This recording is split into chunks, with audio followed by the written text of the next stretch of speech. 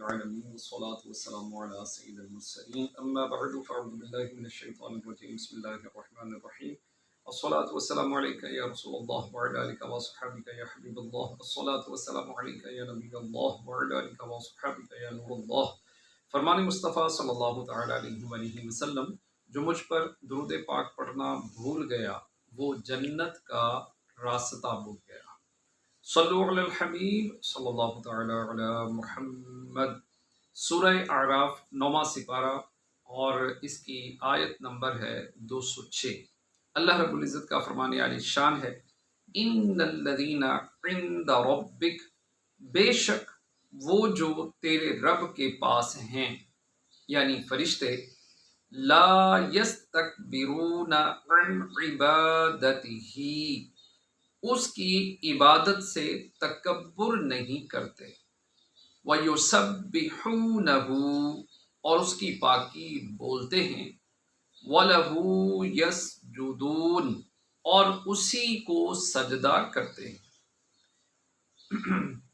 اس آیت کا معنی یہ ہے کہ جب فرشتے اپنے بے انتہا شرف، پاک اور معصوم ہونے، شہوت اور غضب سے بری ہونے، کینہ اور حسد سے منزہ ہونے کے باوجود ہمیشہ اللہ تعالیٰ کی عبادت کرتے ہیں اور خشوع و خضوع کے ساتھ سجدہ ریز ہوتے ہیں، تو انسان جو کہ جسمانی ظلمتوں، بشرا کثافتوں اور شہوت و غضب کی آماج گاہ ہے، وہ اس بات کا زیادہ حقدار ہے کہ اللہ تعالیٰ کی عبادت زیادہ کرے۔ سجدہ تلاوت کے چند احکام۔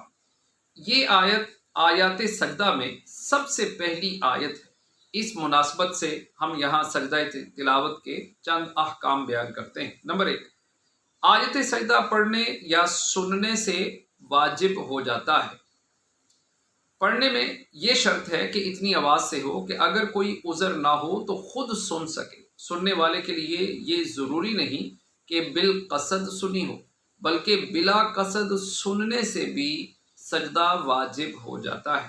نمبر 2، سجدہ واجب ہونے کے لیے ایک قول کے مطابق پوری آیت پڑھنا ضروری ہے، اور ایک قول کے مطابق پوری آیت پڑھنا ضروری نہیں، بلکہ وہ لفظ جس میں سجدہ کا مادہ پایا جاتا ہے اور اس کے ساتھ پہلے یا بعد کا کوئی لفظ ملا کر پڑھنا کافی ہے۔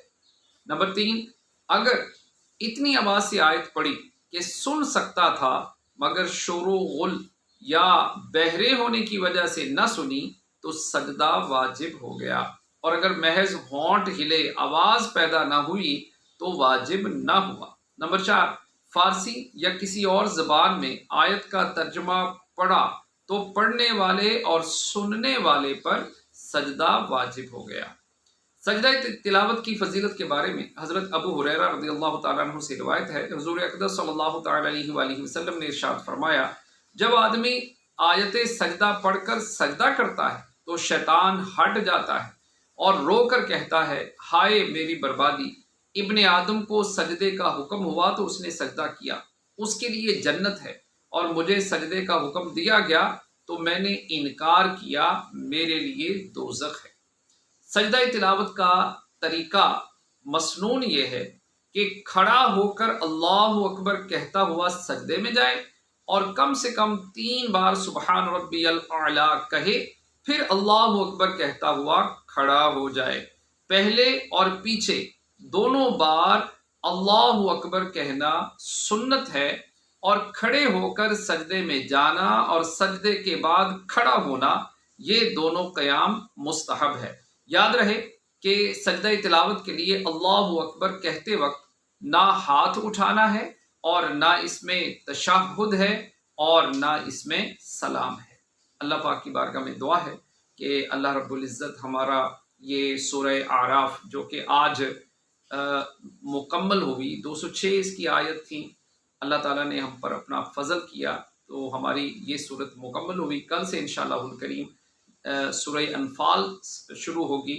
اللہ پاک ہمارا یہ پڑھنا سننا قبول و منظور فرمائے، آمین، بجاہ خاتم النبیین صلی اللہ تعالی علیہ وآلہ وسلم اجمعین۔